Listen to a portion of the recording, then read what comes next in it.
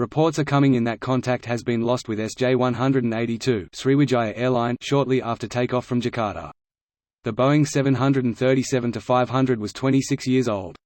Here's a summary of the article. Relatives of passengers on board missing Sriwijaya Air Flight Sj182 wait for news at the Supadio Airport in Pontianak on Indonesia's Borneo Island on January 9. The aircraft had been operated by Sriwijaya Air since 2012, according to fleet data on planespotters.net, and was previously used by Continental Airlines and United Airlines Holdings Inc. Sriwijaya Air flight lost more than 10.000 feet of altitude in less than 1 minute, about 4 minutes after departure from Jakarta.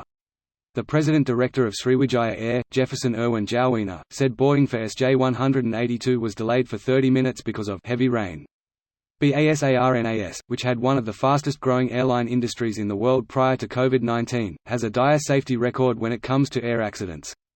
In October 2018, when a Lion Air Boeing 737 MAX jet slammed into the Java Sea about 12 minutes after takeoff from Jakarta on a routine 1-hour flight. Investigators examined part of the landing gear of the ill-fated Lion Air Flight JT610 at a port in northern Jakarta in 2018. Founded in 2003, Jakarta-based Sriwijaya Air Group flies largely within Indonesia, though it has flights to Penang in Malaysia and Dili in East Timor. This post received a score of 64,000, with an upvote ratio of 92%. Here are the top comments in response to this article. A district official identified as Surajman told Compass.com local fishermen had reported that they heard twin explosions in the waters near the island. There was a heavy rain at the time of the incident, he said. Indonesia confirms Boeing plane crashes near airport with 62 people on board. There were thought to be 50 passengers, including 7 children and 3 babies, and 12 crew on board, though the plane has a capacity of 130. Everyone on board was Indonesian, officials say. Relatives of the passengers have been waiting anxiously at the airport in Pontianak, as well as at Jakarta's Soekarno-Hatta International Airport. I have 4 family members on the flight, my wife and my 3 children, Yaman Zai told reporters through tears. My wife sent me a picture of the baby today. How could my heart not be torn into pieces? This is so fucking sad. This is heartbreaking. These crashes are horrific because they take their victims tenfold. The loved ones of everyone on board are destroyed too. Heartbreak. Considering the nearly instant decline, I am pretty sure that unfortunately there will be no positive news coming out. At least it didn't pull a Malaysian Airlines and the families can get closure.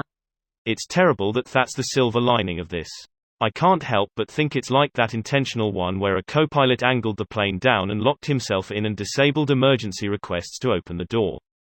That shit was so fucking terrifying. I keep imagining the captain trying to get in, failing and then starting to panic and then the passengers panicking once they see that.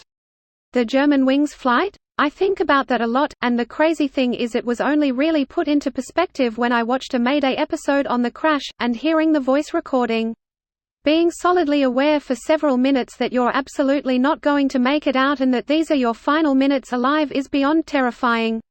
Now, at least on the flights I've been on, a flight attendant goes into the cockpit when the pilot tasks a bathroom break because of that incident. Only some places. The EU still doesn't require it even after that incident. I very seldom fly on anything except American, so I don't know if it's widespread even in the US, but it seems a relatively simple way to solve the problem. Then again, you could argue it only pushes the problem back a step. If the co-pilot is willing to kill everybody on the plane, all he has to do is start with an FA. But that's wildly different getting into hand-to-hand combat with someone he has to face, but still. I'm surprised it's not universal. This video was automatically created by Reddit to speech. The article and comments in this video were selected from Reddit according to their upvotes, and any paraphrasing was performed by smmry.com, without any human intervention.